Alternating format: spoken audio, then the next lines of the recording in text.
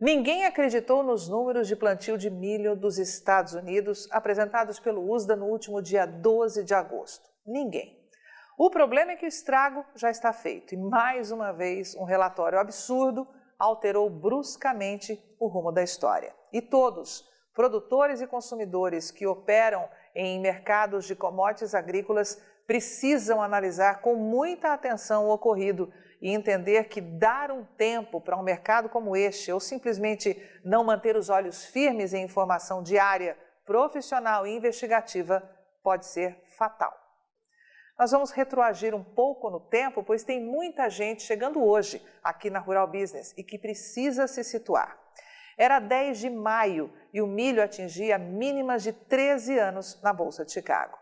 O vencimento para setembro, que é o primeiro número que você vê à esquerda nesse gráfico, encerrou o dia na casa de 3 dólares e 61 centos por bushel, ou apenas 8 dólares e 53 centos a saca. Uma tragédia. Mas foi aí que os problemas de clima começaram a se acentuar nos Estados Unidos. País que, quando o assunto é milho, é dono da bola, do jogo de camisa, do campinho e às vezes até dos juízes. Enquanto as chuvas torrenciais alagavam os campos e impossibilitavam a entrada das máquinas para realizar o plantio da nova safra 2019-20, os preços do milho disparavam.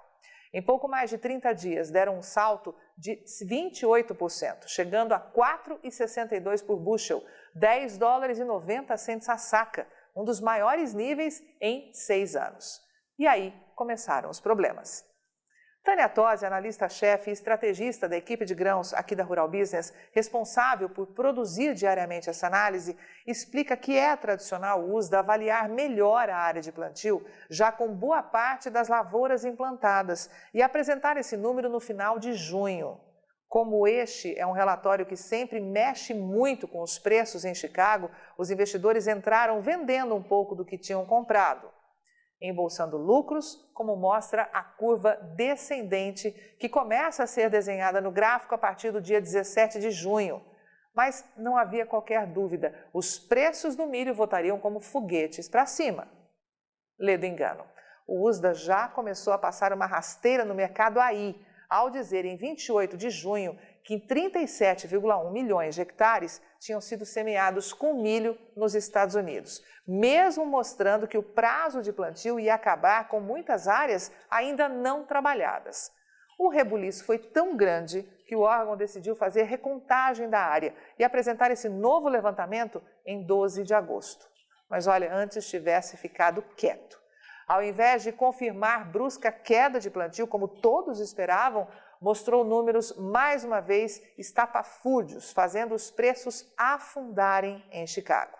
Veja pelo gráfico que da máxima de 17 de junho até esse dia 14 de agosto, ou seja, praticamente 2 meses, o milho devolveu tudo o que ganhou, voltando a valer 3,59 por bushel, ou apenas 8 dólares e 48 centos por saca. Pode imaginar o que é isso no seu bolso?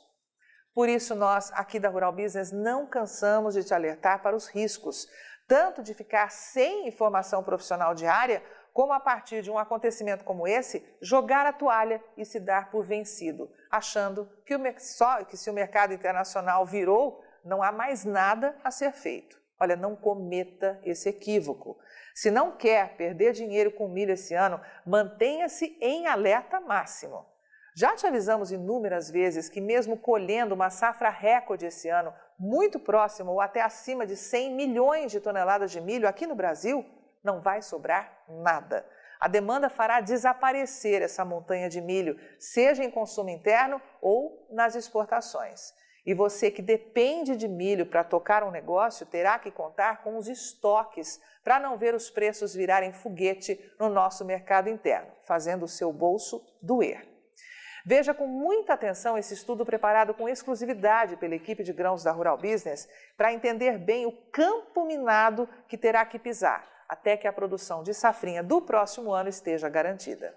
A temporada 2015-16 terminou 3 anos atrás, com a Conab falando que o Brasil tinha 7,1 milhões de toneladas de milho em estoques de passagem, como destacado em verde à esquerda no gráfico. É um volume muito próximo do que dizia o USDA, o Departamento de Agricultura dos Estados Unidos, que você vê destacado em vermelho. Só para lembrar, este foi o ano de 2016, quando registramos a maior quebra de produção de toda a história, levando o milho a ser vendido a preço de soja aqui no Brasil. Animados com os resultados, os produtores não pensaram duas vezes, correram para ampliar a área de cultivo e acabaram por tirar dos campos, em 2017, a maior produção de milho já colhida pelo Brasil até então, de 97,8 milhões de toneladas. Muito bem, aí começam as distorções. Veja que para a Conab, essa safra 2016-17 terminou com os estoques abarrotados de milho. A estatal fala em 17,9 milhões de toneladas e já começa a mostrar diferença frente ao apontado pelo USDA, mas nada tão absurdo assim.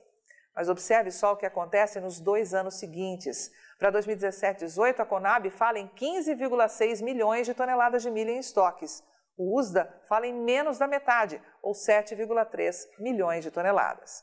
Para esta temporada 2018-19, a estatal brasileira projeta reservas, mais uma vez, na casa de 17 milhões de toneladas. Pois, pasme, o USDA diz que serão 63% menores, de apenas 6,3 milhões de toneladas. Muitos vão dizer por aí que essa discrepância absurda se dá em razão do ano safra, que para a Conab termina em janeiro e para o USDA em agosto.